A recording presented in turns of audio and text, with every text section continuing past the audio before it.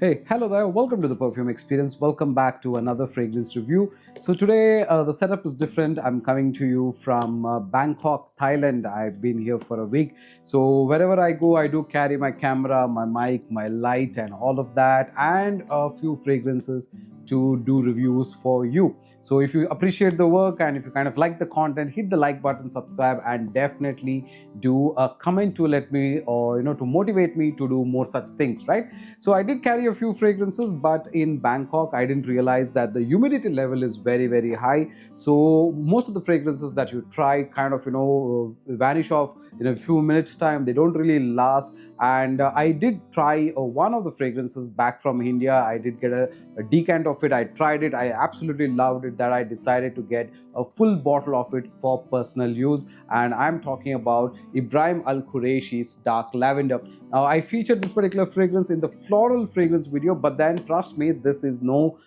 type of a floral fragrance. This is absolute beast mode kind of a fragrance. So let's talk about all about it in this particular video. You're watching the Perfume Experience. My name is Rodney. Let's get going right after this intro.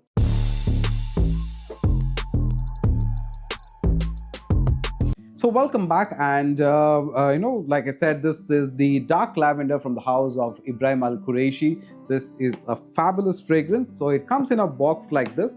It costs in India approximately about 6,500-7,000 rupees. If you're able to get it from Saudi Arabia, then it's going to be really, really less. But then that's the price we're paying for most of it here. Even the 10 ml decant costs about 1,300 rupees or so. But it is totally worth it, because you will absolutely get blown away by this particular fragrance. Now, not a lot of people talk about this. They talk about Blue Oud, which is supposed to be an alternate of Ombre Namard. Yes, it does have those nuances in that particular fragrance. It is a beast mode fragrance. It lasts really long. We also have got the other one called as Sandalwood as well. Apparently that's supposed to be I think an Alexandria alternate or something like that. So we've got that, and there is another one as well that we should try, right? But on the whole, we are going to talk about Dark Lavender, and this is in the recent few days when we talk about fragrances that have blown me away.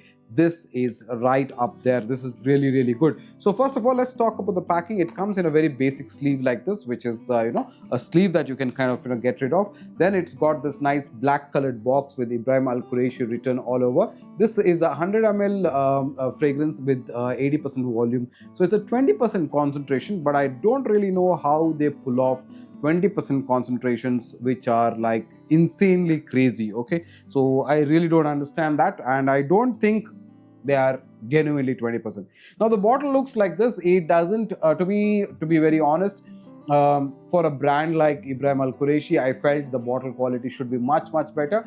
For me, this color combination kind of feels like one of those plasticky, tacky bottles. But then actually, they could do a slightly better job with the quality of the bottle. However, this is the box is okay, very snug fit bottle, and this one is okay. The color combination actually is what makes this bottle look very frail, right? So you do get a very good hint of fragrance, then you kind of smell it. So what do you get? Let's do a quick spray.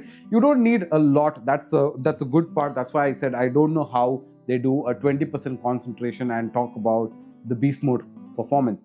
Now you get this fragrance and it opens up with straight away with a good amount of rose and musk. That's something that you get predominant on this particular fragrance. This is supposed to have notes of a lot of other elements as well, but the primary element that you get is kind of a rose, which is very dark, complex type of a rose, and a good amount of musky element is something that you get. You get a very nice sweet element in the opening. That's something that's very refreshingly good, and it kind of projects like really crazy. So it smells very nice.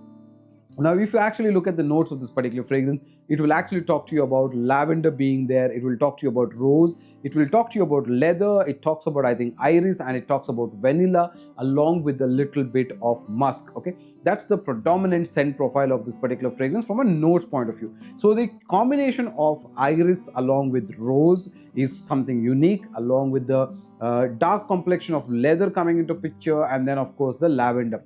Now, for some reason, I don't get a lot of lavender on this particular fragrance. For me, this is more of a rose musk leather kind of a combo done extremely well. And after the first few minutes is when you kind of smell the iris coming together, but the iris is in the background. It's predominantly rose musk leather kind of a fragrance, and the leather is also done very well. Now it smells very nice. Like I said, refreshingly good take on a rose fragrance. I do feel, and I'm not saying this is a clone or something like that, but I do feel it has nuances of Ramin Monegal's flamenco. I feel there is a bit of those vibes here, because that also has got a musk rose kind of a vibe, very loud, very sharp, and I think this also does the exact same type of a vibe. Now this is all about performance, and that's why I said this is a fab underrated fragrance, because everybody knows about blue, that it's being that leather, rose, incensey kind of thing, but this is even more better in the way that you would want to wear a fragrance, because if you do about 2 to 3 sprays, or let's say even if you go somebody loud, like do 5-6 sprays, it is going to overpower everything around you. It is one of those fragrances that if people like beast mode loud fragrances, you should opt for this particular fragrance, because it absolutely just does that. And somewhere in the body of the fragrance, I do feel there is a bit of incense as well. There is a bit of that Bakur incense vibe, which is typical to Middle Eastern fragrances. I do get that, but overall I would say this is a fragrance that opens with good amount of rose and musk, builds gradually towards across a little bit of a leather, and then of course there is a little bit of a iris playing in the background. Subtle powdery incenses, something that you will get, which will bring you or make you realize that it is somewhere got a little bit of lavender going for it. Now in terms of performance, how does it do? So like I said, you do a few sprays and that's absolutely enough for this particular fragrance, just a few sprays. Now the way it kind of projects is that it will do more than 4 feet plus, and it projects for the first 1-2 hours like insanely loud. It is crazy loud that way, where everybody would get to know that you're wearing something very nice. And I mean, you wear a couple of sprays and you walk into a room, it kind of fills a room kind of thing. It projects very well that way. Now after the first couple of hours, the rose starts to mellow down along with the musk, and it starts to gradually go down. It will be on your skin for 8 to 10 hours time, at least in Bangalore weather or indoors or anything like that. It will easily be on your skin for 8 to 10 hours time. Even in those times when you lift off your hand like this and smell, it actually can be smelled pretty loudly. So it does not get to a skin soft fragrance at all at even after the 10-hour mark. That's something that I've observed. And another element that I said at the very beginning, that being here, I've got a few fragrances like Paris Corners, Orange Neroli, and Vetiver Delight, and even the Platinum Egoist from the house of Dama Perfumes, which is supposed to also be a beast mode fragrance.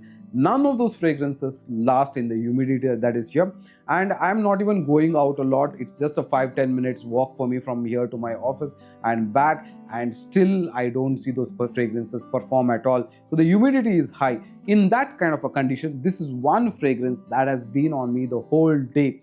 So I would come back at 5 o'clock, 4:30, 5 o'clock, and I can still smell this fragrance on my clothes even after that. So it does work very well, especially in places where people suffer from a high heat or high humidity and fragrances don't last. I think dark lavender is one of those fragrances that you can absolutely blind by if you like rose based fragrances which kind of work for you. So because one thing is, it does garner compliments because it's got a sweet texture to it. It's got a very floral, it's got a very musky kind of a texture. So it does work very well. The leather which is there is not like your Ahmad Al Maghrabi leathers or any other animalic type of leathers. So it's you hardly notice that there is leather. It's blended in such a way that the leather is not the most prominent thing. It's mostly the vibe of incense along with rose and musk is what you kind of get, with a little bit of a iris powdery dry down.